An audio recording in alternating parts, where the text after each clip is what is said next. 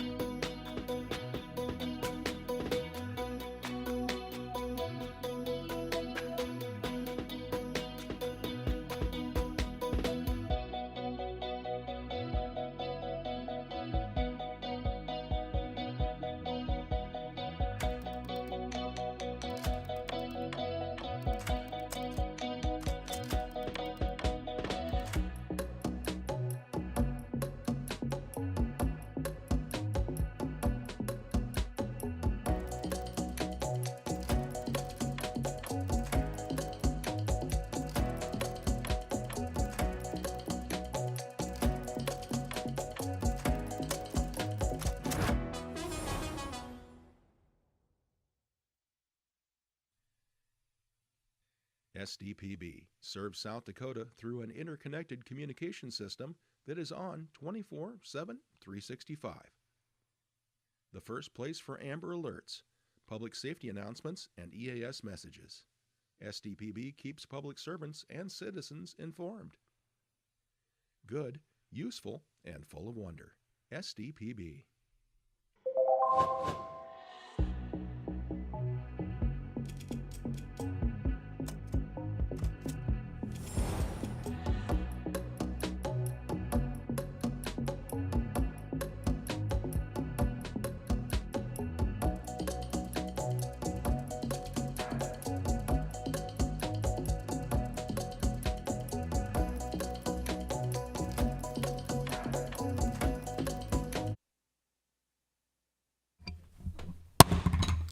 The Interim Rules Review Committee will now come to order. Madam Secretary, please call the roll.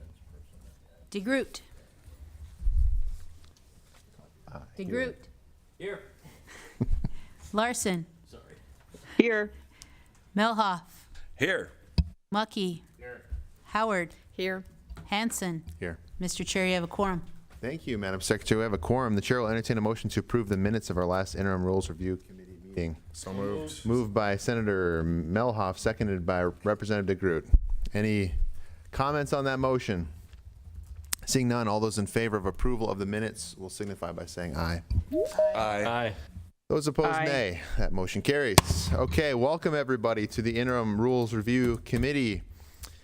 We have a number of proposals on the agenda today. We will take them in the order that they appear on the agenda. And so, first up will be the Department of Social Services with a proposal to amend rule to update the TANF payment standard by approximately 6.4% and to update federal medical services eligibility standards that are reflected in rule. The committee will now hear proponent testimony. Good morning, sir. Good morning. Thank you, Mr. Chair, and good morning. My name is Greg Tishkoff. I'm an attorney with DSS in the Division of Legal Services, and I will be presenting the rule changes on behalf of the Department's Division of Economic Assistance. Thank you, Mr. Chair and committee members, for your time and your consideration today. This package impacts only 5 rules. Updates to ARSD 6710-0503 and 6710-0505 would result in an increase to the standard TANF payment amounts by approximately 6.4%. The increase relates to an $854,000 appropriation made in the 2026 legislative session to increase TANF benefits by 5%. These rule changes adopt that 5% increase together with the 1.4% inflationary increase that was included in the FY27 general appropriation. The other 3 rules for your consideration are annual updates to the ARSD needed to match the yearly adjustments the federal government makes for inflation. The figures must be adopted at the state program level and are used to determine eligibility for services. Specifically, 6746-0413 reflects the federal adjustment to the Supplemental Security Income Standard Benefit used to determine eligibility for medical services. 6746-0515 is updated to reflect the federal adjustment to the home property equity exclusion amount considered for long-term care services. And 6746-0712 is changed to match the Fed's combined spousal allowance to determine eligibility for long-term care services. All LRC form and style recommendations have been incorporated. Now I'd like to review the highlights of Form 15. Approval to proceed was given by the Cabinet Secretary on April 14, 2026. The proposed rules and supporting documents were submitted to LRC and BFM on April 20th, 2026. Notice of the public hearing was published on April 21st, 2026 in the Mitchell Republic, on April 23rd in the Rapid City Journal, and on April 24th in the Aberdeen News and Argus Leader. In addition, the rules were posted on rules.sd.gov and dss.sd.gov. They were mailed to 8 persons and emailed to 257 listserv recipients. The public hearing was held on May 15th, and lastly, the final rules and supporting documents were submitted to LRC in this committee on May 28th, 2026. And with that, Mr. Chair, I thank you again for your time and consideration of these rules. I'll stand by for any questions the committee may have. DSS Cabinet Secretary Matt Althoff and EA Divisional Leadership are also present today to assist in answering any committee questions. Thank you, Mr. Tishkoff. Is there any further proponent testimony? Any further proponents? Seeing none, are there any opponents? Any opponents? All right, seeing no opponents, we'll move to committee questions. Are there any questions from the committee? Representative Mucky. Thank you, Mr. Chair. Just making sure I'm understanding clearly. So in particular, when looking at 67460413, I know when we're going through our packets, we're looking at that as a federal standard amount that we're reaching to. Was the previous amount also a federal standard, or how does that compute, I guess? Mr. Tishkoff. If it's all right with the chair, I'll ask someone else to assist in answering that question. You bet. Mr. Secretary, good morning. Morning, Mr. Chair. Matt Althoff, Cabinet Secretary, Department of Social Services. Thank you for the question. That is a schedule we update annually. We actually bring this TANF rules package every year, and we just have codified that on the federal standards that says this is the eligibility benchmark that we use. And so as the federal update is made, we incorporate that annually in our administrative rule. Thank you. Any further questions from the committee? Senator Howard.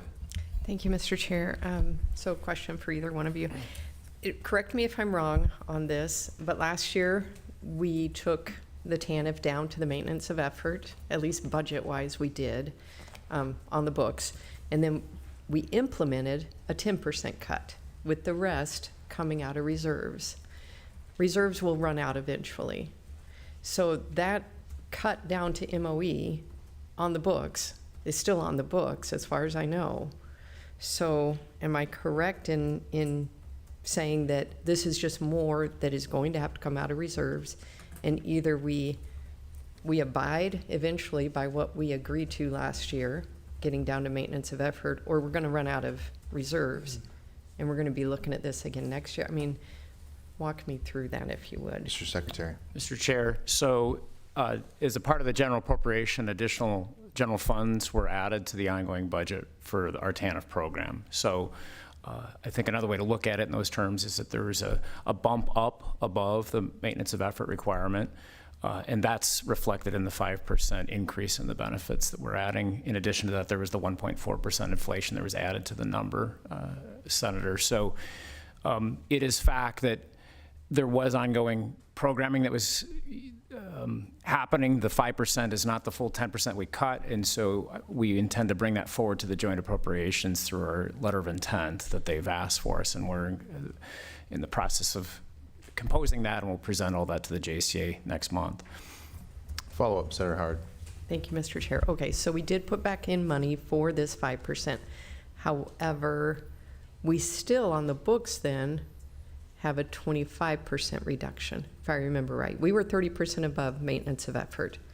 We took that down to maintenance of effort.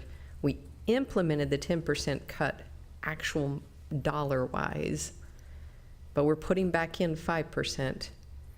So on the books, technically, we still have a 25% reduction. 5% has been implemented. So are we sitting at roughly 20% that I'm still a little, I just want to make sure the people listening understand this is a convoluted issue. It shouldn't be this convoluted. It should not be this difficult, but I want to make sure that people understand what's happening. Mr. Secretary. You want me to respond to convoluted? I'm going to do the best I can. So again, the department came forward in session of 25 with a governor's recommended budget reduction that incorporated, and I may get these numbers a little bit off, I apologize, but a total of $5.4 million in reduced TANF spending, general fund. What was incorporated with that was a lot. We just need to understand that TANF funds a lot of things. Part of that is this direct benefit to those families that do require apply and are found to be eligible. But there's a lot of child welfare monies. There's a lot of other things that we do, and that's going to be all spelled out on the maintenance of the letter of intent, Senator. So this was designated funds. We heard that in joint appropriations. They made it very clear to us they want this added, not to just the overall program, but to that particular part of the program, the benefits. And rough numbers, this was about $400,000 added to it, which will then go to the 5%. So I don't know that I have, to your question, I apologize, I don't know that I have the exact math on what is the exact amount to the benefit for that small minority of ultimately of individuals that are benefiting from the TANF program, the families that do receive that amount. Follow-up, Senator Howard. Okay, so thank you. Would you say, okay, we're still, how much would you say we're over, dollars out the door, how much are we over maintenance of effort right now? Mr. Secretary.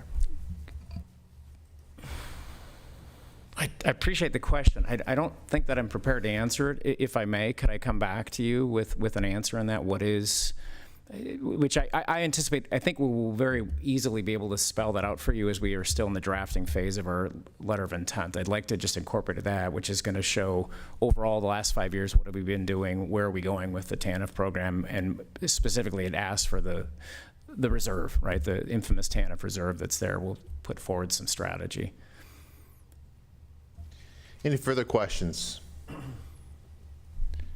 Any further questions from the committee? Okay, seeing no more questions, thank you, Mr. Secretary. I'll move to committee discussion or action on these proposed rules. Representative Mucky. I move to deem the rulemaking process complete. Is there a second? Second. Motion made by Representative Mucky, seconded by Senator Melhoff that the process is complete. Discussion on the motion.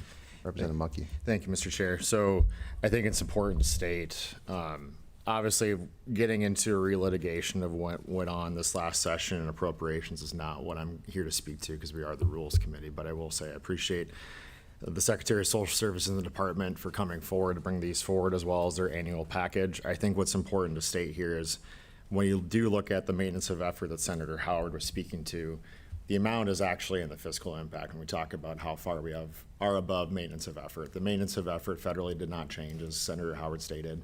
It's around $8.54 million. The amount that was appropriated in general funds for that specific purpose was $427,000. That's the amount that we're above. That being said, again, I know this is part of a larger conversation that I appreciate the Secretary mentioning, which is there is a letter of intent that is a follow-on to what was passed in the general fund budget this year, specifying where those funds would go to. This is a rules package to move forward with that. The main thing I just want to highlight is that this will be an ongoing conversation of JCA. I know that there's an LOI that'll be presented in July to discuss the future of TANF and where we go from here. And so as far as this year goes, I know this covers this part of that conversation. I will respect the JCA process for going through that and looking at the LOI. I'm happy to offer more discussion, but I think at this point, this answers the question of what we're doing for this year. Thank you, Mr. Chair. Thank you. Further comments on the motion, Senator Howard. Thank you, Mr. Chair. Well, I think, first of all, for those listening, I don't know that anybody, I know I didn't, but explain what maintenance of effort is. And that is what the state is legally required to put forward in this program in order to get matching federal dollars. We do not have to go above and beyond. And this is a welfare program, one of many, many in the state. I will be voting no on this because I believe we should not be above maintenance of effort. And I struggle with the fact that, you know, this increase comes on the heels of just last year trying to get down to maintenance of effort. And, you know, deals are made, and I'm not in favor of this deal that was made in a red state. I believe we need to be working to reduce welfare spending, not increase it. So this is, and I know this is a rules committee, I get that, but this is the last line of defense against that. So, Thank you. Further discussion on the motion. Representative Mucky. Thank you, Mr. Chair.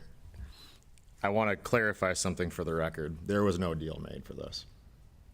There was no deal made for this particular funding package by the JCA. This was a decision made by the committee. And so I'm not going to go further than that, but this idea that there is some deal struck to make this work is hearsay. Thank you. Okay. Further remarks, Senator Howard. thank you, Mr. Chair. I'm sorry, but I do have to push back because, yes, on appropriations, there were many, we were coming down to the wire. What are you going to fund? What are you not going to fund? The second floor was not in favor. This is what my recollection from appropriations, the second floor was not in favor of this increase. But certain members of appropriations really wanted to push for this increase and has been pushing for this increase. What the second floor did want was another agency to be able to hang on to some funding.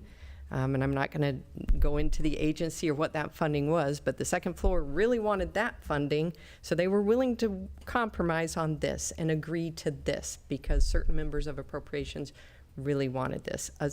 By one vote, a slight majority of appropriations wanted this. So, all right. Anything further on the proposed rule? Senator Melhoff. Mr. Chair. Thank you, Mr. Chair. I'm going to speak in support of approving the motion to deem the process complete. And I have a lot of sympathy for the department on this. As many of you know, I used to work in state government, and I understand some of the challenges of complying with legislative instructions. And basically what we have here is the department doing what the legislature asked them to do. And I think it would be inappropriate, whether you agree with it or not, to at this point try to turn them back and basically get out of step with the JCA and the legislative chambers in general. So I'm going to support the motion. Thank you. Further remarks on the motion? Any further remarks on the motion before the committee? Okay, seeing none, then the motion before the committee is that the rules process is complete. All those in favor will vote yea, those opposed nay. The clerk will unlock the voting machine and the members will proceed to vote. Oh my goodness, we're not in the House of Representatives. Yes, the secretary will please call the roll. DeGroot, Yay. Larson, Aye. Melhoff, Aye. Mucky, Aye. Howard, Nay. Hanson. No. 4 yeas, 2 nays. Thank you, Madam Secretary. That motion carries. The rules process is complete. All right, next up on the agenda is the Department of Social Services with a proposal to amend and adopt rules to update hospital reimbursement methodologies, including inpatient and outpatient hospital services for both in-state and out-of-state hospitals to more closely align with industry standards, repeal rules that are duplicative of federal regulation or other rules, and make style-informed changes. The committee will now hear proponent testimony. Welcome back, Mr. Tishkoff. Thank you, Mr. Chair. Again, my name is Greg Tishkoff, an attorney with the Legal Division of the Department of Social Services, and I will be presenting now the rule changes on behalf of the Department's Division of Medical Services. Thank you again for your time and consideration today. This large package is a cleanup and modernization of Article 6716, Covered Medical Services. It would implement changes to current reimbursement methodologies for in-state and out-of-state hospitals, covering both inpatient and outpatient services. The department intended to bring this package before the committee last year. However, the department, seeking general agreement with hospital providers on the goals and pathways for modernizing the methodologies, withdrew a previous version of these rules. And specifically, I want to acknowledge that this committee graciously scheduled an additional interim meeting to give the department additional time to engage with providers. Yet, even with extra time, when consensus was still not reached, the department chose not to pursue finalizing the rules in 2025. Now, many months later, after help from the legislature and additional funding provided to Medicaid's ongoing budget, common understanding with providers has been achieved, and we are very pleased to be before you this morning to present this package. The rule changes concerning reimbursement methodologies are found in Chapter 67-1603, Hospital Services. Under these proposed rules, out-of-state hospitals, in-state acute care hospitals providing inpatient care, and neonatal ICUs will transition to the all-patient refined diagnosis related groups, or APR-DRG methodology. This methodology is favored over Medicare's version of diagnosed related groups, as it better reflects the patient types and diseases treated within the Medicaid population, so that claims pricing will better align to case severity. There is no fiscal impact associated with transitioning to the APR-DRG methodology. There is, however, a $2.8 million fiscal impact for critical access hospitals to transfer from the Medicare DRG methodology to a percent of charge methodology under 67-16-03-06.03. In the 2026 legislative session, $2.8 million was appropriated, $1,381,240 in general funds, to accommodate this transition. The $2.8 million has been added to the ongoing appropriation and will provide cost coverage to a select group of critical access hospitals that in 1997 were included in a different methodology. The percent of charge methodology updates that former methodology and is an outcome of extended discussions the department, the Bureau of Finance and Management, and the Governor's Office held with hospital systems and associations. The department is also grateful for the collaboration it received during session from the Joint Committee on Appropriations. We believe a good path forward has been identified and is reflected in this rule change. The only other fiscal impact in this package is associated with the repeal of 3 rules, 67-16-01-25 to 67-16-01-27 inclusive, which relate to the use of coding and procedure manuals. The department has updated these sections of the ARSD each year to reference the most recent published edition of the manuals. The information contained in the manuals is also found on the department's Medicaid billing guidance website used by Medicaid providers. However, updates to the website do not align with the department's annual ARSD updates, resulting in outdated and inaccurate information for providers. Under the proposed rules, the department will no longer update the references to the manuals in administrative rule, and providers must use the website for billing guidance. This requirement is contained in a new ARSD section 67160129. The department will save $462 annually by not ordering extra coding manuals solely to update rules. Now, as I mentioned earlier, most of the package is a cleanup of Article 6716, covered medical services. The department proposes to repeal Chapter 671640 in its entirety and 16 additional rules that are obsolete or now found elsewhere in the ARSD. These rules would also correct inaccurate citations found in general authority and law implemented and remove citations to statutes that have been repealed. Finally, these rules have been updated to current LRC form and style standards and preferences. Now I'd like to run through the Form 15. Approval to proceed was given by Secretary Althoff on April 15, 2026. The proposed rules and supporting documents were submitted to LRC and the Bureau of Finance and Management on April 20th. Notice of public hearing was published on April 21st in the Mitchell Republic, on April 22nd in the Argus Leader and Aberdeen News, and on April 23rd in the Rapid City Journal. The rules were also posted on rules.sd.gov and dss.sd.gov. They were mailed to 8 persons and emailed to 257 listserv recipients. The public hearing was conducted on May 15th, 2026. And the final rules and supporting documents were submitted to the LRC and the committee on May 28th of 2026. Thank you once again for your time and consideration. I'll stand by for questions the committee may have. Again, Cabinet Secretary Matt Althoff and Medicaid Director Heather Peterman are also present today. Should you have any additional questions about the methodologies or the process followed to arrive at these rules? Thank you, sir. Are there any further proponents to these proposed rules?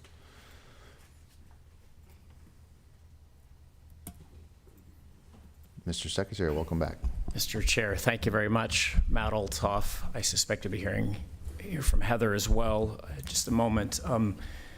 This has been quite a journey, and I want to emphasize my gratitude to each of you Rules Committee members. What Greg articulated there in terms of having multiple meetings scheduled, please understand that that was meant to continue to work with our providers. We are not a safety net if we do not have providers that are willing to work with us, that are willing to serve those individuals who aren't, say, qualify for Medicaid coverages and have a desperate need, or in some cases, they just have a need for access to health care. So very, very important to us that that collaboration happened.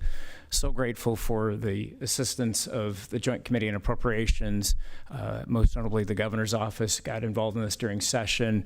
JCA had a work group that also really focused in on this and helped to bring us over to this point, what we hope will be a finish line. You know, there's a lot of technical words in that. There's 8 little categories that are moving. 4 types of hospitals, and then you have inpatient, outpatient for each of them. And I would emphasize to you methodology, a 4-syllable word. Think of it as a measure of cost containment, a measure of transparency, a measure of the department aspiring to be more forthright and just in the way it treats all providers. That methodology update was made in the case of the critical access hospitals that had been since 1997, basically, that our infrastructure has been in place. And so anytime you're going to update 30-year-old methodology, it's going to exact change. And so that's clearly what a lot more time was needed in collaboration in order to get individuals to where we could all meet. I think this is a path forward. And so I represent all of that to all of you because I think there is a good collaboration that happens. I hope you've noticed in the rules package that there's strong endorsement from our 3 major healthcare systems, as well as our association of hospitals in South Dakota. They were, I think they were valiant in their representation of their particular hospital's needs, the requirements that they live within, both from CMS and other regulatory, but then too, what does it take to actually be able to, to deliver services with the personnel that are required to hire. I hope that cost containment resonates. I hope that all of you understand that no different on a billed charge versus a percent of billed charge. You see this in an EOB for those of us that are privileged to have private health insurance. We see that there is a reduced amount that our payer, a third-party payer, pays to hospital. That's what's happening on a percent to charge. I hope that you would hear an APR DRG, an all persons index. That's as close as we can get to market rate. I hope that you would hear that in our conversion to the APR DRG for our out-of-state hospitals, that you would hear that, hey, that is a new mechanism for having cost containment, cost controls in our out-of-state hospitals. And I hope you also saw that that money is being reinvested in our ongoing appropriation to our in-state hospitals, our major acute hospitals. That we think is there's a justice in that. Let's treat hospitals, no matter where they are on the side of the border, let's treat them equivalently. And if we have additional funds within our ongoing appropriation, let's put those into our in-state hospitals. Cost coverage for our major hospitals goes roughly from 80 to 83%.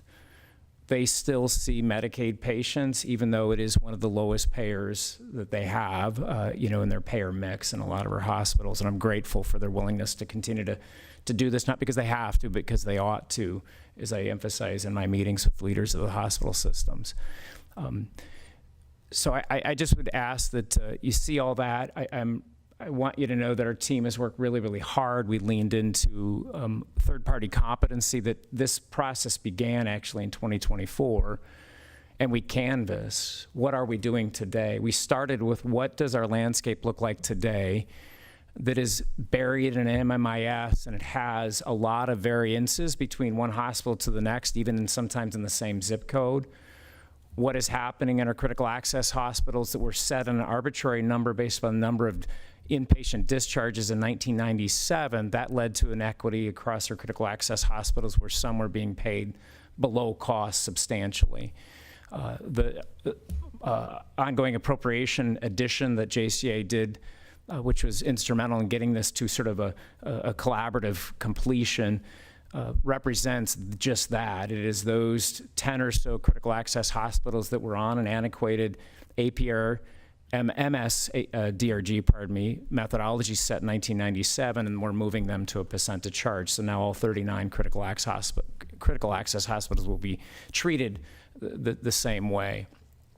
I mentioned transparency. I hope that you will see the fruits of this beginning July 1st. A big push from the department is that we don't want all this behind the curtain of the MMIS. Again, that's the mechanism that claims are submitted to, and then we pay according to schedules. It's been customized by hospitals for many, many years. It's an old system, but all that customization, we're moving now to a consistency across for all of our major acute hospitals, a consistency across all of our critical access, and it's every bit our intention to show that how each of these hospitals will be treated on a public-facing dashboard beginning July 1st. So that's a very big thrust so that we can be forthright and transparent and do all that we can to show that we're treating hospitals justly across the spectrum.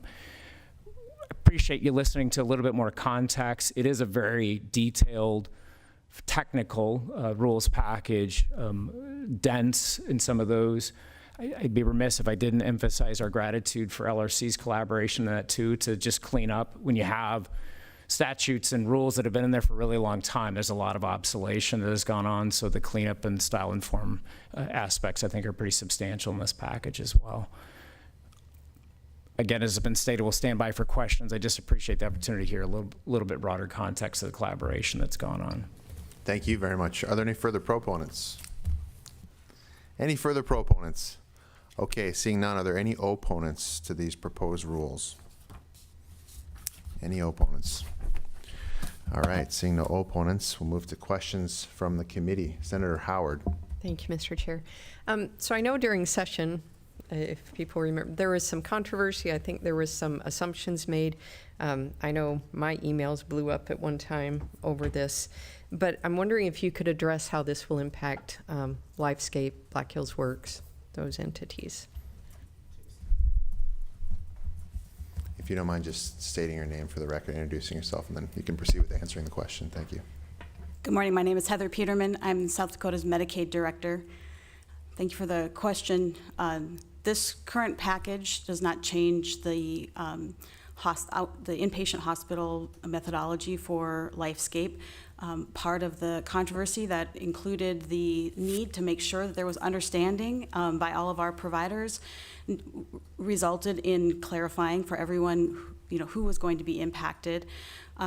The methodology that we use to pay Lifescape is on a per diem basis for their inpatient stays, and it remains that way. They were not a DRG hospital and do not move to a DRG hospital under these rules. So we made that very explicit so that it was clear for that provider.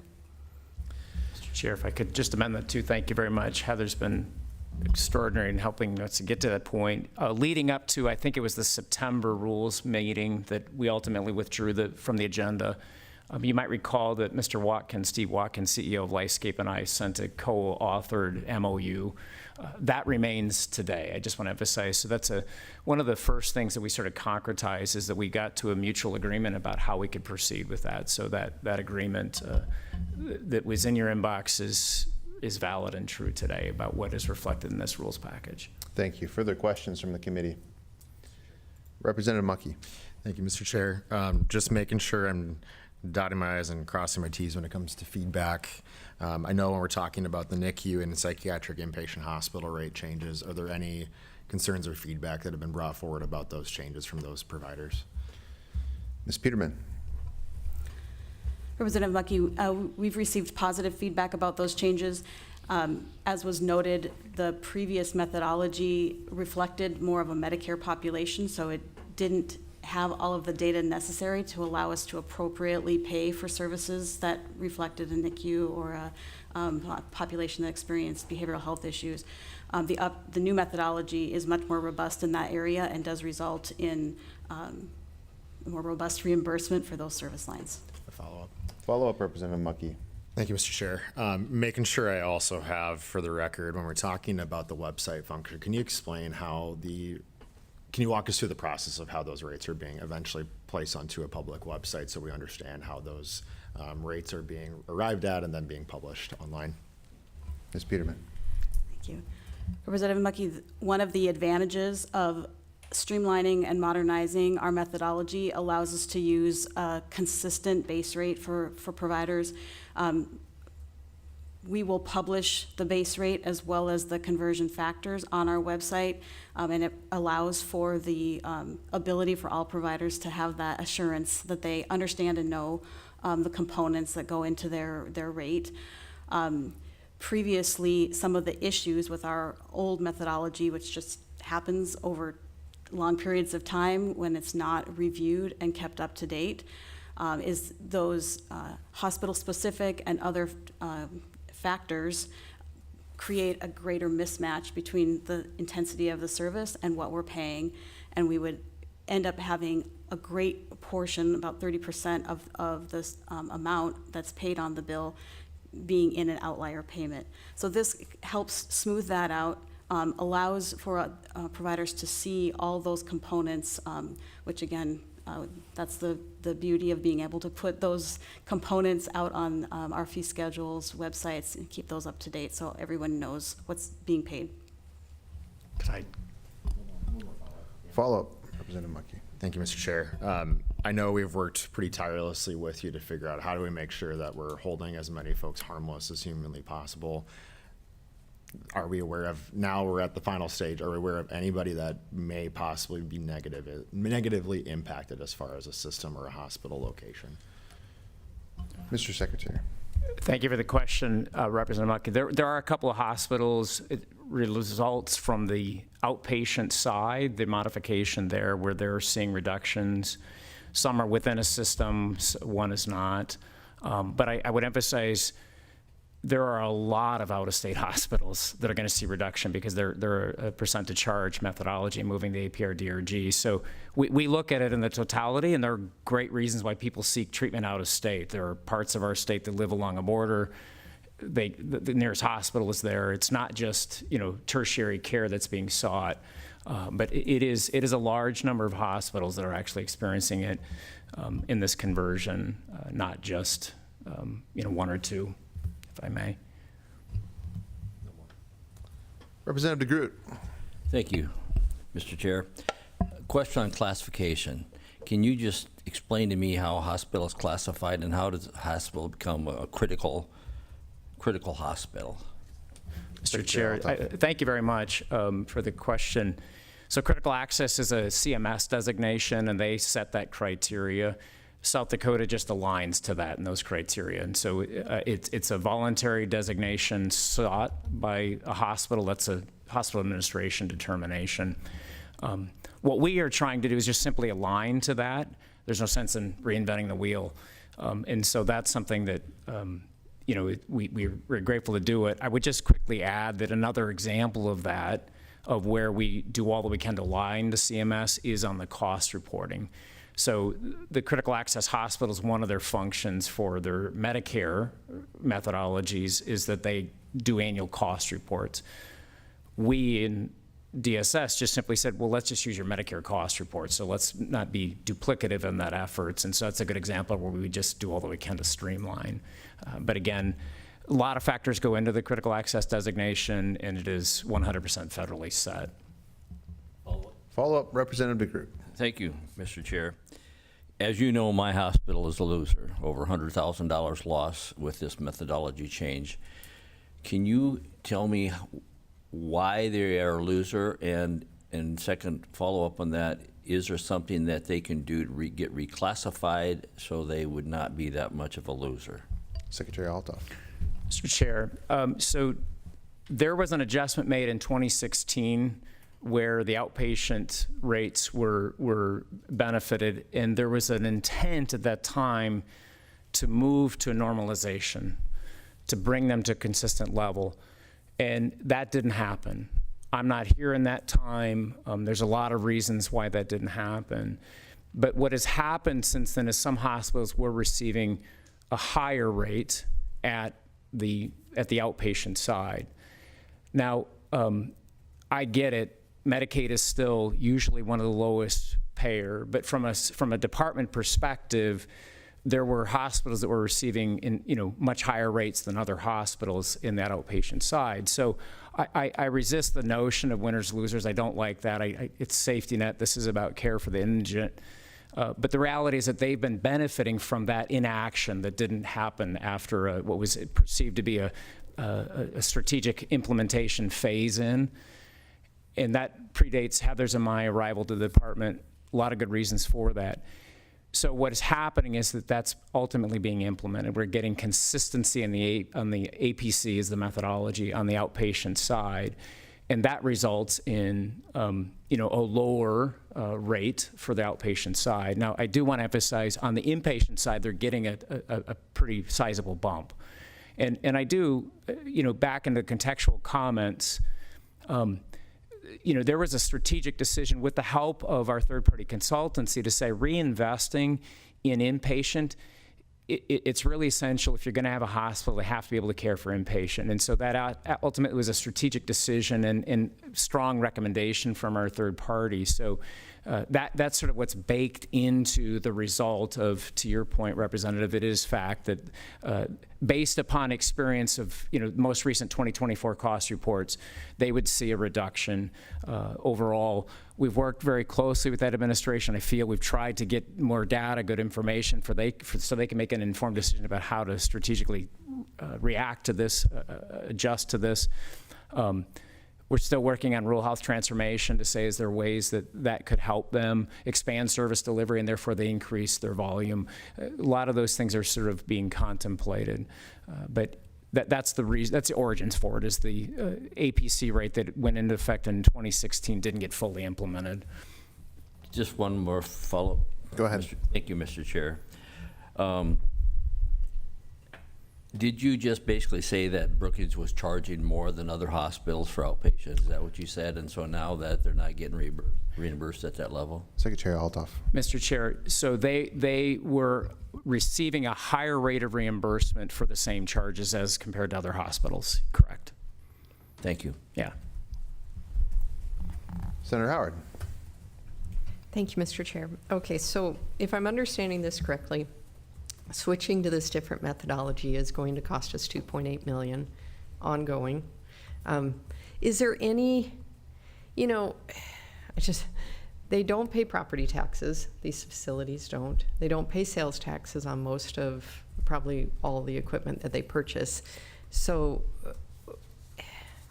at what point do we ask them to have a little skin in the game?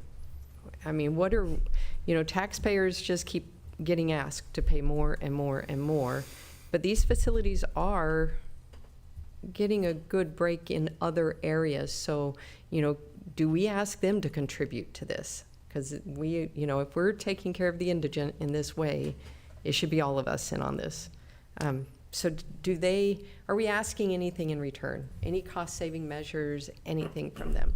Secretary Altoff. Mr. Chair, I would quickly go, Senator, to what I said a few minutes ago, and that is that the cost coverage for our major hospitals is moving from 80 to 83%. And I think for every dollar of expenditure they have for spending to deliver the care, they're getting 83 cents now versus the 80 cents. I think, to use your terminology, that would seem to me that there's some skin in the game legitimately. And Medicaid has always been reliant on the goodwill of providers. It always has been specified in statute. It is the lowest, last resort for payment, and typically has the lowest reimbursement level. So I'm grateful every day that I see our providers willing to serve, but that would be, to me, my immediate reaction to that. Senator Howard, follow up. Thank you, Mr. Chair. Okay, so you mentioned what's going to be put out there for the public to be able to see, and you talked about the base rate and the conversion factor, but you're going to make sure that it's understandable for the general public, correct? I mean, I know if I weren't here, what I would want to know is what's the cost and what they're getting reimbursed above that cost, or related to that cost, if it's below cost, above cost. So, Mr. Secretary. I think I hear a question in that, right? I feel the statement, but rest assured it is our intention to turn around on the cost reporting that they will be submitting to our finance team every year. Again, just submitting what they submit to CMS, so it's not a duplication of effort, except they send it 2 places. And we would show what our numbers will overlay our reimbursement to their costs and publish that. Is that always going to be a piece of refinement? Well, every dashboard I've ever met leads to more questions. So we know that we're going to start there and aim towards that, and we're going to. Our goal is transparency. And you're right, there is a technical aspect to this. You have some meets and bounds here about confidentiality. When you have some of our providers, over 21,000, have very few patients, and we're very cautious about wanting to show. If you got one patient, you can kind of reveal an identity, and that stuff will be very sensitive about that. But we hope that a layperson is South Dakota, and that's who we build our dashboards for.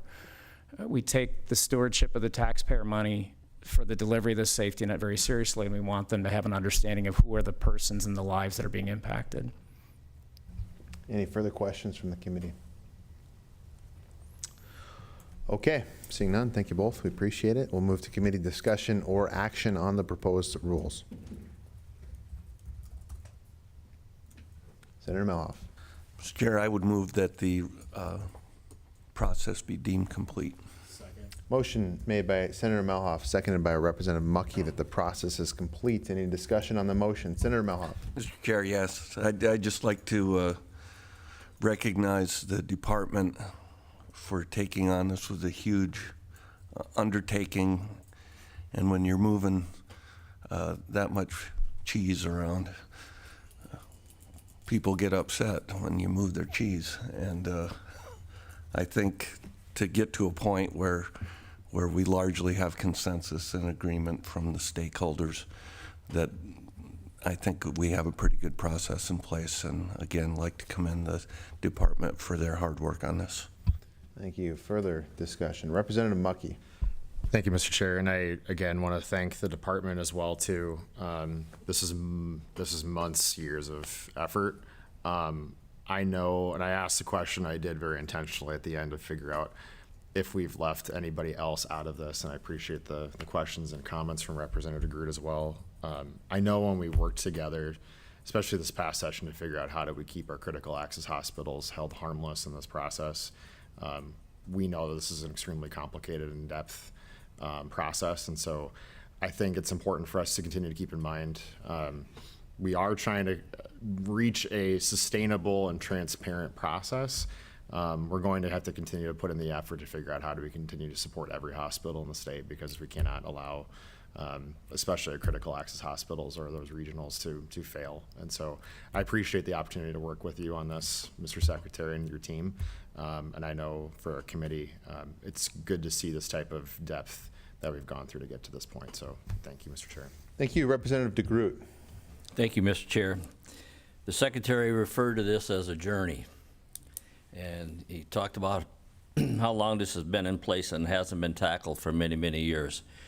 A package was brought before us last year. I don't think it quite made it all the way to the committee, but he swallowed his pride, went back and reworked it. He included people in the process. I came here today with a no vote in mind, but I just got a text that said, please vote for this because it's good for most hospitals, and we will continue to work to make sure that it's good for Brookings as well. So that's just my comments. Thank you, Mr. Secretary, for all your work, and not just your work, but all the people that were involved. Thank you. Thank you. Any further discussion on the motion? All right, seeing no further discussion, the motion before the committee is that the process is complete. All those in favor will vote yea, those opposed nay. Secretary, please call the roll. DeGroot, Aye. Larson,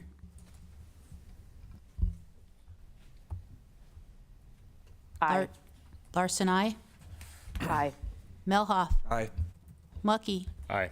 Howard, Aye. Hanson. Aye. Mr. Chair, unanimous. Thank you, Madam Secretary. That motion carries. The rules process is complete.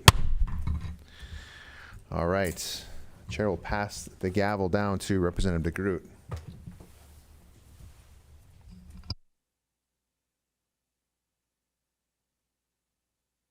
Thank you, Mr. Chair. Moving right along, we have a proposal by the Game Fish and Parks.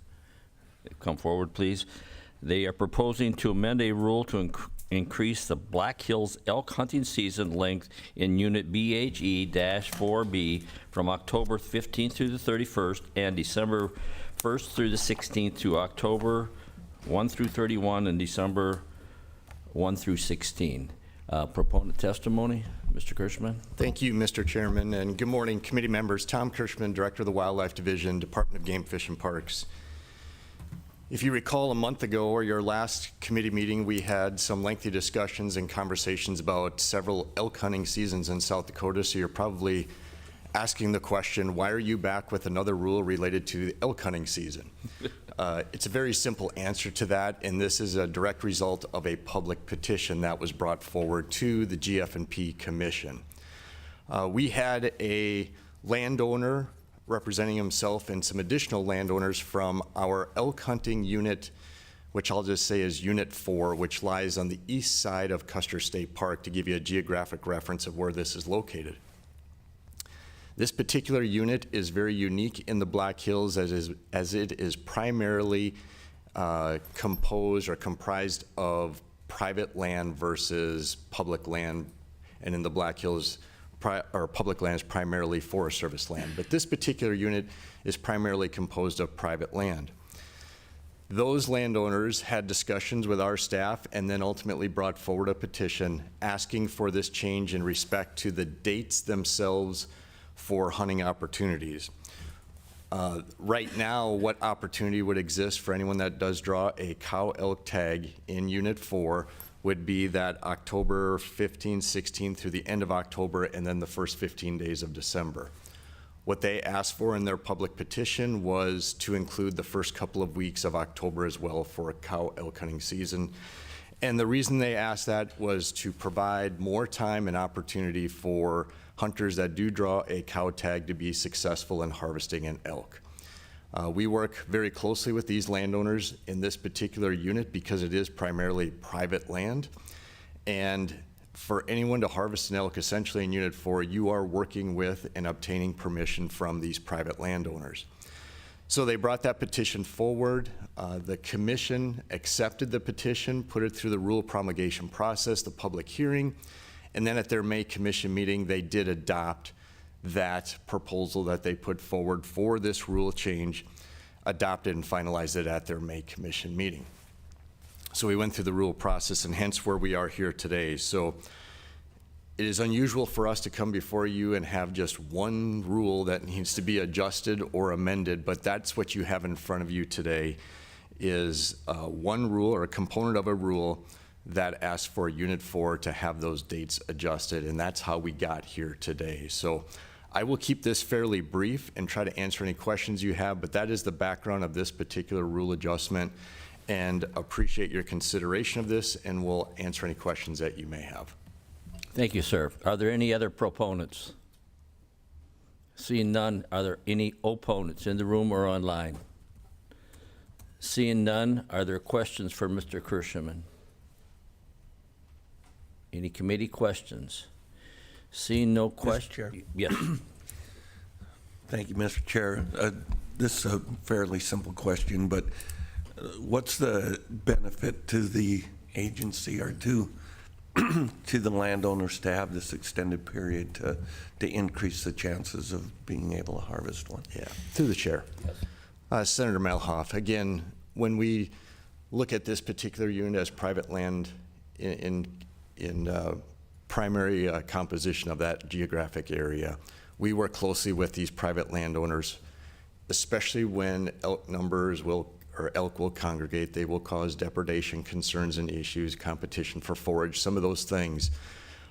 So what this comes down to is elk management and herd management in that particular area of the Black Hills. So with the additional potential opportunity of harvesting some additional cow elk will help with overall herd management and the numbers of elk collectively in that geographic area. So it's working with those landowners, but it's from a herd management perspective and a population management perspective.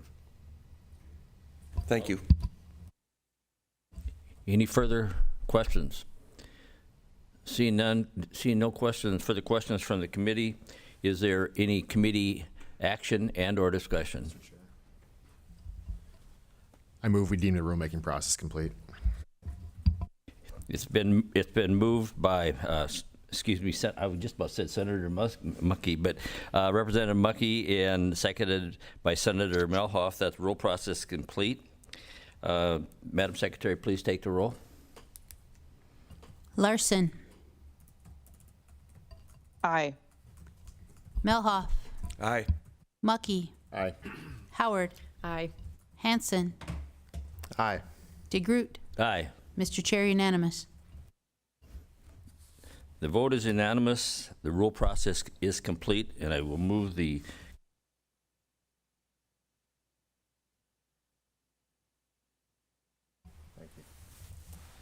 All right, next up on the agenda is the South Dakota Board of Accountancy. With rules to amend rules to clarify the definition for education experience in issuing a license to an applicant licensed by another state. Good morning and welcome. Good morning, Mr. Chair, members of the committee. I'm Nicole Casson. I'm the Executive Director for the Board of Accountancy. On behalf of the board, I would like to take this opportunity to thank you for your time reviewing spent on our agency's amendments. And I also want to thank LRC staff for their help and guidance with this process. I'm here today to ask that you deem the administrative rule process complete for the changes to the Board of Accountancy. They were unanimously approved and adopted by the board at their public hearing on April 30th. The rule changes do include clarifying the definition for education, experience, and issuing a license to an applicant licensed by another state by creating a new pathway to sit for the CPA exam and to obtain a CPA license. These changes are an implementation of House Bill 1035, which passed this past legislative session unanimously in both chambers. During the rulemaking process, the board did not receive any public comment on the rules, either written or oral. So thank you for your consideration of these proposed changes, and I will stand by for any questions. Thank you, Ms. Casson. Are there any further proponents to these proposed rules? All right, seeing none, are there any opponents? Any opponents? Seeing none, are there any questions from the committee? Senator Howard. Thank you, Mr. Chair. Can you just walk us through, essentially, it's been a while since I looked at the bill especially, just walk us through primarily what this changes? Ms. Casson. Mr. Chair. Senator Howard, this bill keeps all of the components of what the law had. What we're adding is the opportunity for a candidate to now sit with just a bachelor's degree instead of having to have a master's degree or 150 semester hours. We're keeping those options open for them. If they choose to just sit for the exam at a bachelor's degree, it will require, when they go to get licensed, that they have 2 years of experience instead of the 1 year requirement if they have a master's degree or the bachelor's degree plus extra education. Follow-up, Senator Howard. Thank you, Mr. Chair. What are your safeguards? How are you going to ensure that we do not lower the standards? Mr. Chair. Casson. Senator Howard, this has been a national movement. So when we did make these changes, we did keep our education requirements in place with this. So we are reviewing official transcripts, reviewing this. That level is staying the same. It's just allowing them to sit a little bit earlier, but they still do have to have all of the college degrees and then pass the uniform CPA exam and have the experience to obtain that license. Follow-up, Senator Howard. Thank you, Mr. Chair. If you say you're not changing the educational requirements, then do you still require a master's degree? It's just they can sit earlier, but then they still have to go get their master's? Ms. Mr. Casson. Chair. Senator Howard, we're not requiring it. We are allowing them to make the choice. The candidate will have the opportunity to do what is right for them. So we have the path that allows that. We allow the path for a bachelor's degree. We allow the path for a master's degree. We're not saying it is a requirement to have a master's degree. Follow-up. Thank you, Mr. Chair. Okay, but it was a requirement before. To even sit for it, correct? You had to have your master's? Mr. Chair. Ms. Casson. Senator Hart, you did not have to have a master's degree. You could have a bachelor's degree plus additional education, and it was 150 hours, which some individuals chose to do a master's degree at that time, if that was right for them. Some were with a bachelor's degree and then just getting, in the rule requirement, you see there's 24 hours of education in accounting, 24 hours of education in business. Those hours remain, and so they're going to have to either get those hours inside their bachelor's degree, if it's somebody who made a life change and they want to go back to school and get those, or if they want to choose and have a master's degree for that. Any further questions? Senator Melhoff. Thank you.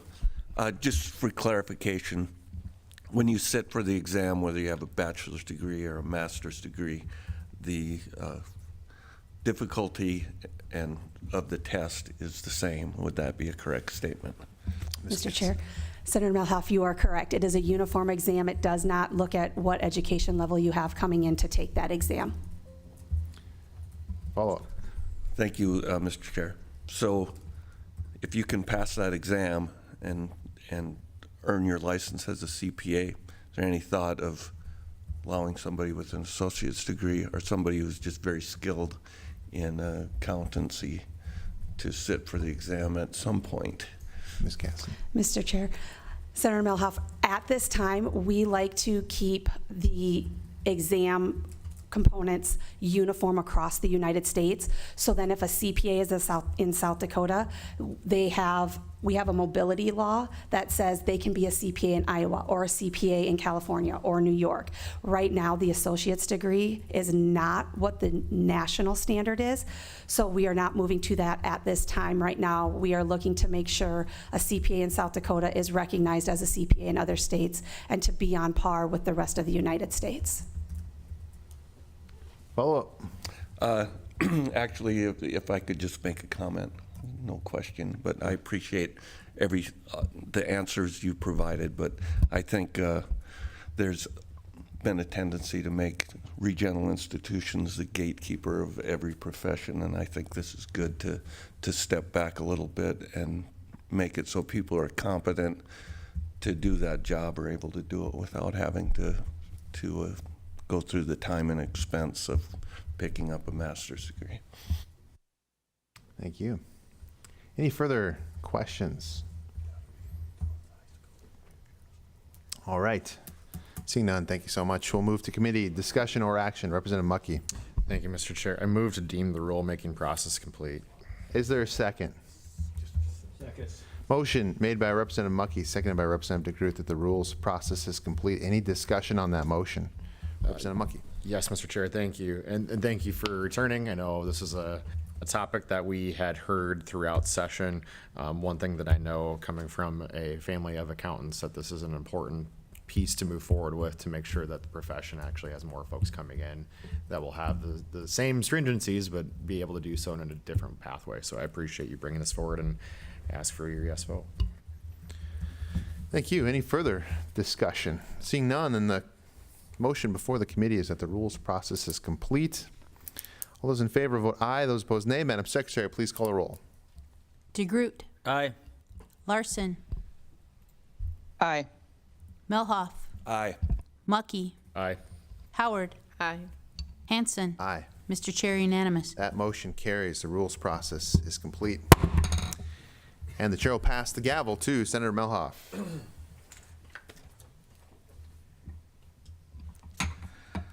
Thank you. Next on our agenda, we have South Dakota Division of Insurance, Department of Labor and Regulation, to amend rules to update the sources referenced in rule and incorporate the 2026 Medicaid supplemental coverage amounts set by the federal government.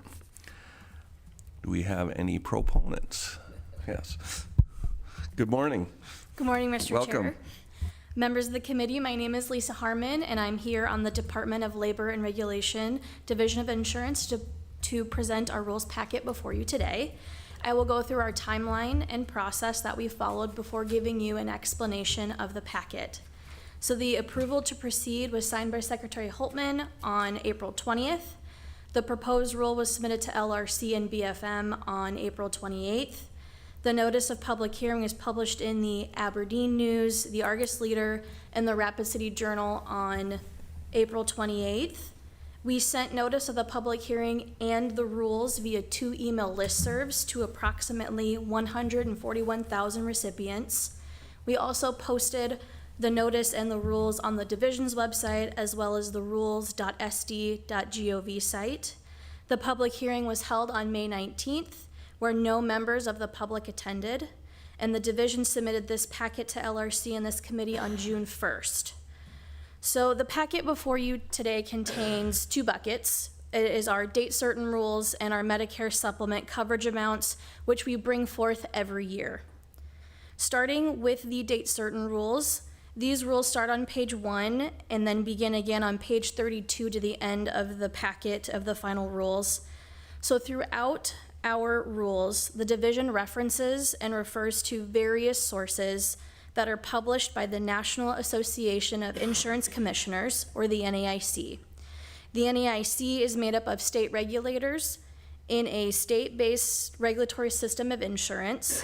These state regulators come together every year and update sources such as the Accounting Practices and Procedures Manual to provide uniformity in areas like insurance statutory accounting. As such, we are updating these sources referenced in our rules to ensure that all parties are referring to and utilizing the correct and most up-to-date sources. Switching gears to the Medicare supplement rule that is on pages 2 through 31 of the final rules. The change before you today incorporates the latest Medicare supplement coverage amounts in Chapter 2006-13 Appendix D. Under the division's administrative rule in Section 2006-1336, insurance carriers must provide outlines of coverages and includes coverage amounts, such as your deductible, your copay, your coinsurance. These amounts are set by the federal government. By updating these amounts in our rules, we are matching our Appendix D to the current federal amounts, and we're also ensuring that applicants or enrollees are given correct plan information. I do want to mention that the division worked with LRC and we accepted LRC's form and style changes. Also, the division did not receive any written comments, oral testimony during the public hearing, and also no comments during our 10-day comment period. With that, I thank you for your time today, and I will stand by for questions. Thank you, Ms. Harmon. Are there any further proponent testifiers? Seeing none, we will open up for opponents, which there's none of them either. So we'll move to committee questions. Any questions for Ms. Harmon? Seeing none, we will move to committee discussion and/or action. Mr. Chair. Representative Mucky. I move we deem the rulemaking process complete. Second. We have a motion by Representative Mucky, second by Representative Hansen to deem the process complete. Is there any discussion on the motion? Seeing none, I'll ask the Secretary to please call the roll. DeGroot, Aye. Larson, Aye. Mucky, Aye. Howard, Aye. Hanson, Aye. Melhoff. Aye. Mr. Chair, unanimous. Having received a unanimous vote, the rulemaking process is hereby deemed complete. This time I'll move the gavel back to the chairman. All right, thank you. That completes our packets for the day. We do have a staff report. Mr. Getz, good morning, sir. Good morning, Mr. Chairman, members of the committee. Justin Getz, Code Counsel. There are two items under the staff report portion of the agenda today, and I'll put up the first item here. The first is requesting your formal consideration of a form change. The current form, let me see if we can get that up on the screen here. We'll do the witness. Share this. It should come up here. The current Form 14 reads as a small business impact statement. That small business impact statement has been incorporated within the regulatory impact analysis by virtue of Senate Bill 133, enacted in the last legislative session. In essence, this becomes the all-encompassing fiscal impact form, with the exception of the fiscal impact statement. So the greater impact of the rule upon society, the costs of implementation, the cost-benefit analysis, the alternatives to implementing the rule in the manner that the agency has proposed through their rulemaking, all of that is to be put forth in this document as dictated in statute. So in reviewing this document, a lot of these entries, you'll see comment bubbles that tie it back to particular subdivisions and sections of Senate Bill 133. And I would be remiss without referencing the very helpful input that agencies provided throughout this process. The governor's office, John Kotilnik, leading the effort to take this document and get the perspectives of the agencies. And I will say that I adopted most of what was recommended, but I did not adopt all of what was recommended in the form. And it really, the agency's feedback helped to, I think, streamline what was in this form. The one question that I have, besides obviously your perspective on the items in this form, whether you ultimately approve of it as the replacement for the small business impact statement, is this item here at the bottom. This footnoted item speaks to something that is rather important with the new process. Specifically, the statute contains within it a safety valve, if you will, a feature whereby if a proposed rule is going to have a cost of implementation that is higher than the major rule threshold, is there still the ability of this rules committee to approve of that rule and not have to go through either a reversion or an outright, well, it would be a reversion plus a, if you can't bring it back to us, here's what we recommend the legislature do should this be brought before the legislature as a bill instead of through the rulemaking process. This exception, and had a chance to talk with, the executive branch on this one, there appears to be this idea in creating this exception that the legislature may at times intend for rules to necessarily have a high cost.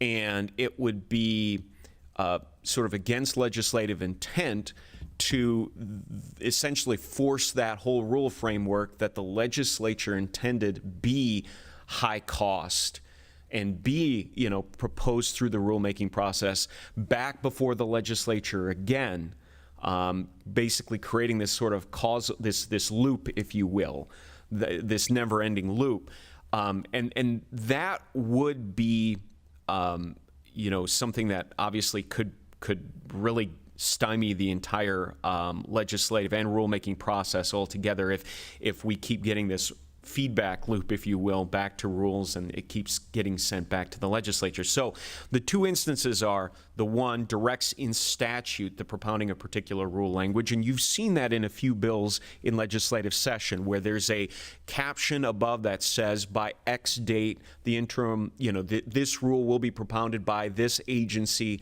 before the Interim Rules Review Committee, and then you have in context revisions to a section of administrative rule. That is what that is referencing.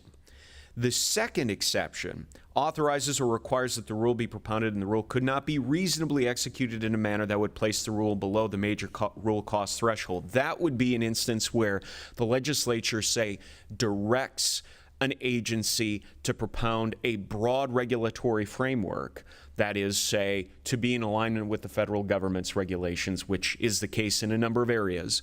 Well, there isn't a way to implement that but through the federal framework, because that's what the legislature directed. Well, that framework could have a large implementation cost, right? So the idea is that legislative intent ultimately governs throughout all this, with this exception, that the legislature said, yes, the language changes in this particular way, so it gets implemented despite the fact that it costs a lot, or the legislature dictated broadly that this framework must fit this certain rubric, and that cannot but be implemented at that higher cost. So I wanted to point out that item in particular, but obviously all of these sections here are meant to, per the comment bubbles, reflect various aspects of the regulatory impact statement that is now will be required effective July 1 with rules packets, all rules packets going forward. And I will stand by for any questions and appreciate your consideration of a motion to approve the form either as presented here or with any edits that you may suggest. Thank you, Mr. Chairman. Thank you. Any questions on the proposed Form 14? Any discussion, any action? Representative Mucky. Mr. Chair, I move to approve the form that was presented. Second. Motion made by Representative Mucky, seconded by Senator Howard to approve the revised Form 14. Any questions or comments on that motion? Okay, seeing none, then the motion before the committee is to approve the Form 14 as presented to the committee. All those in favor will vote aye. Those opposed, nay. Madam Secretary, please call the roll. DeGroot. Aye. Larson. Aye. Melhoff. Aye. Mucky. Aye. Howard. Aye. Hanson. Aye. Mr. Chair, unanimous. Thank you, Madam Secretary. That motion carries. The form is approved. Mr. Getz. Thank you, Mr. Chairman. The second item on the agenda under staff report relates somewhat to what was just discussed. So in addition to Senate Bill 133, there were the two bills that were requested by this committee that were ultimately adopted in the last legislative session. All three of these pieces of legislation are effective July 1.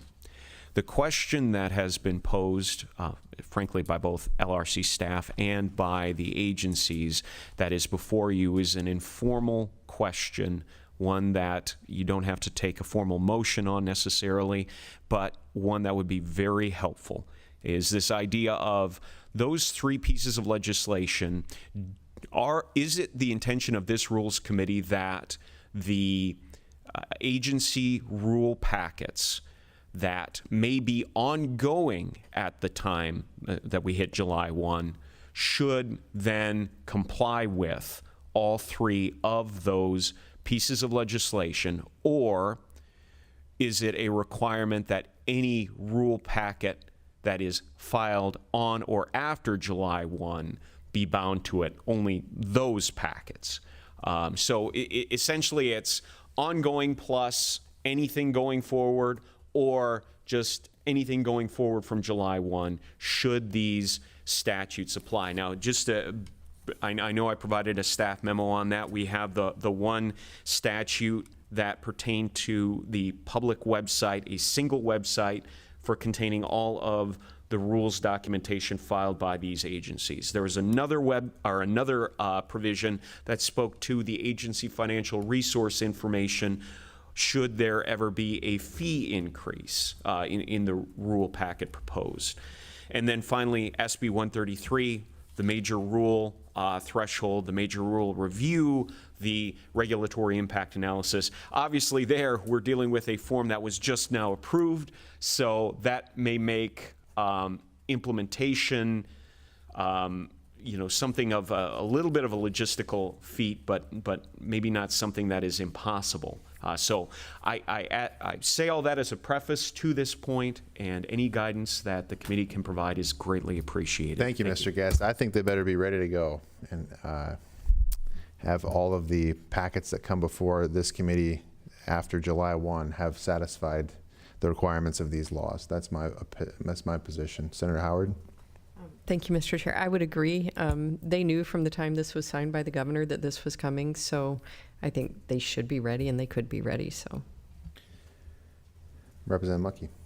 Just to clarify, make sure I'm understanding when we're talking about that, Mr. Getz, when we're talking about, I'm reading back your staff brief, A versus B.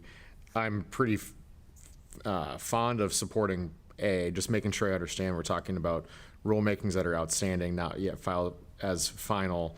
Is that the same as B? I'm just trying to make sure I understand logistically what it's being shared. Mr. Getz. Sure. No, Mr. Chairman, Justin Getz, Code Counsel. That's an excellent clarifying question, Representative Mucky. What I was getting at there is if there are rules packets where the process has not made it up to the Rules Committee. So basically there are a number of packets that have been filed with LRC that we have maybe been in the process of reviewing or have reviewed. They have not come before this committee yet. They will be coming before this committee at the July meeting, August meeting, or any meeting thereafter. But they're still out there, right? They've been submitted to us. And so would all those requirements apply to them effective July 1? Or is it on July 1 and after the packets that then for the first time file with LRC? So that's the A and B difference right there, if that makes sense. Understood. Thank you. So what does that mean to LRC? If you already have a packet, you have to go back and redo it to Use your microphone there. follow all the rules, the new bill? You can just restate his question, I suppose. Yeah, Mr. Chairman, Justin Getz, Code Counsel. That's a good question, Representative DeGroot. So you're inquiring as to whether, if in fact this committee says, yes, you all need to, comply, even those outstanding effective July 1, for those that have submitted their rules packets, do they need to then say with SB 133, go back and file a regulatory impact analysis? I would read the committee's take on this, if it goes that route, as requiring that there be a regulatory impact analysis filed for LRC to review. And I mean, obviously, that's the reason why I pose this question here, because there are 3 to 4 weeks, 3 weeks until July 1. So there could conceivably be enough time for them to produce this. However, there's always the question of, this is the first time we're doing this, and how onerous is this? Who knows? I think at this point, it's kind of an open question. Follow-up questions? All right. Well, you know my position. Anybody else want to weigh in? Well, I was You know, I was in your camp a minute ago, but after listening, going back, and I would be on the other side of the fence. I'd say if they're submitted before July 1, they do not have to follow the rule that comes July 1. Now, if they're not submitted anything after July 1, then I think they should follow the SB 133. That's my thoughts. Senator Howard. I just have a question. Do we have any rules packets that have been submitted before the governor signed the bills? Or have all the rules packets that are pending that you guys are reviewing, were those all submitted after the governor signed the bill? Mr. Chairman. Mr. Getz. Justin Getz, Code Counsel. I believe just in going through our files here that all of the rules packets that were submitted at the end of last interim, after all of our meetings, and during the legislative session before the governor signed, have all been processed, so to speak. So, follow up. Senator Howard. So every bill or every rules packet that we'll be hearing from here on out, they submitted those rules packets after the governor signed the bill. So I would echo Speaker Hansen's opinion that they knew this was coming, so they should be ready. Further thoughts? Senator Malhoff.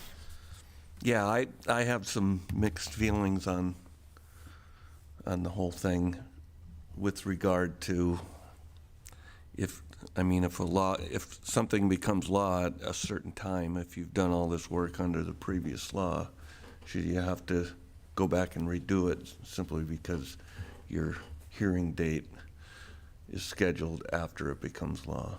I think there are some good questions to that, and I'm not sure. Mr. Getz, I mean, is there any possibility that we could wind up with the Supreme Court having to come and weigh in on this, or whether they have to provide a bunch of additional information? Mr. Chairman, Justin Getz, Code Counsel. It's pretty speculative, I think, Senator, on the Supreme Court doing that, particularly with it being really an inter-branch procedural concern in how best to execute on the law. The law is largely procedural except for the substantive requirement in Senate Bill 133 that major rules with their higher costs receive additional scrutiny and potential reversion.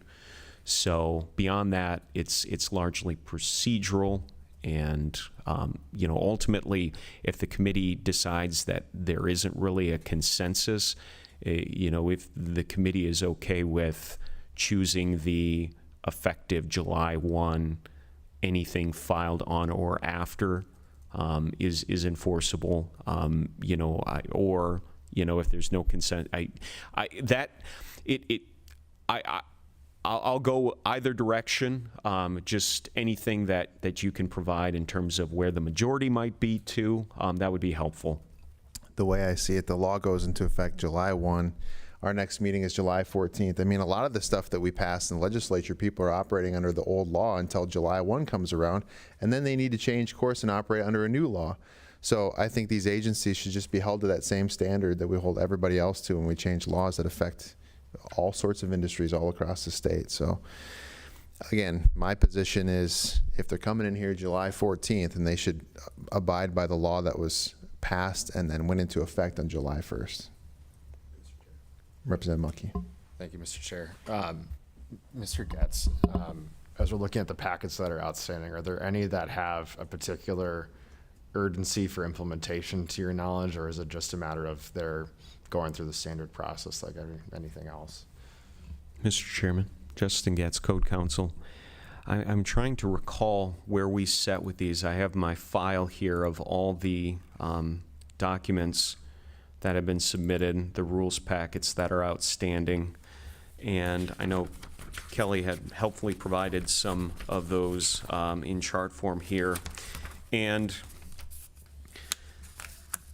we have the South Dakota Cosmetology Commission's section, which was one of those directly revised in statute sections.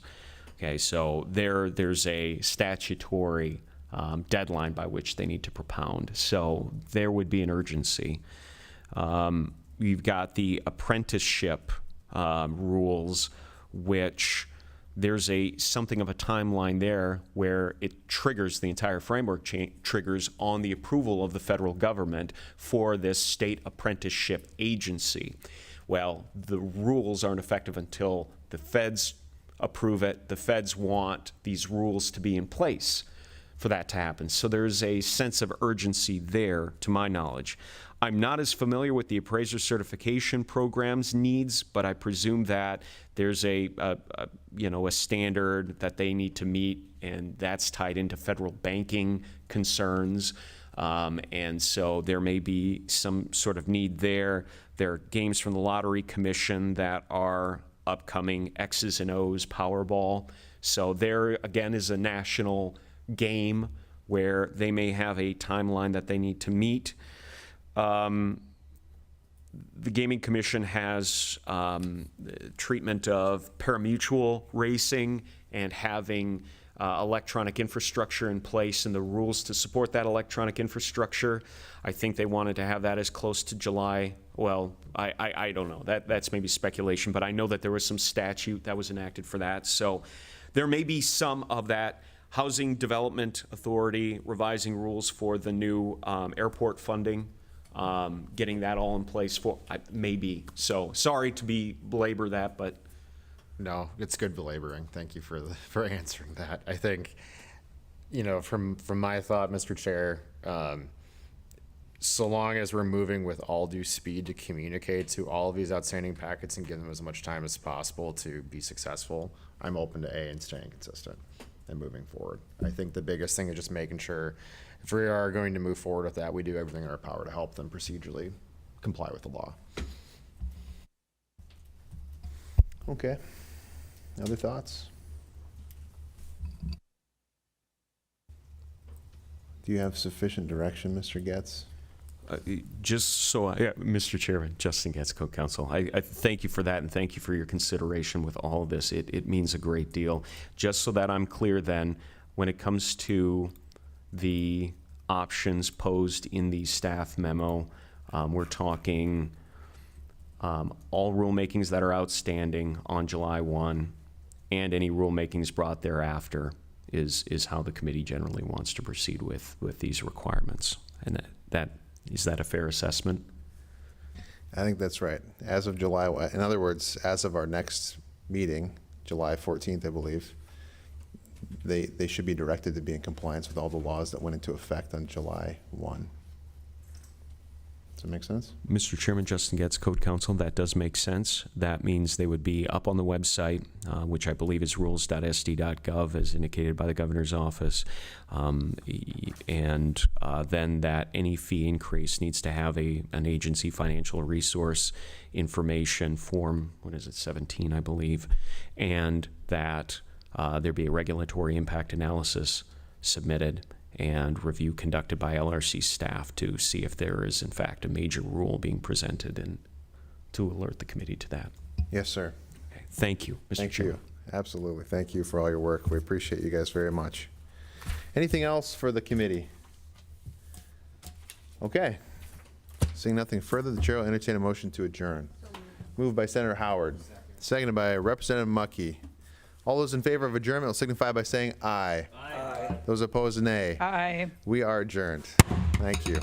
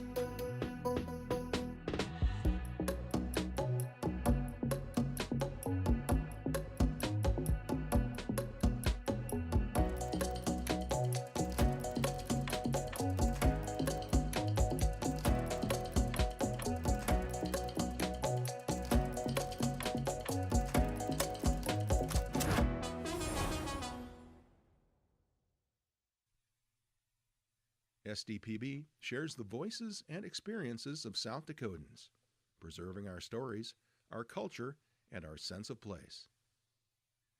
SDPB, good, useful, and full of wonder.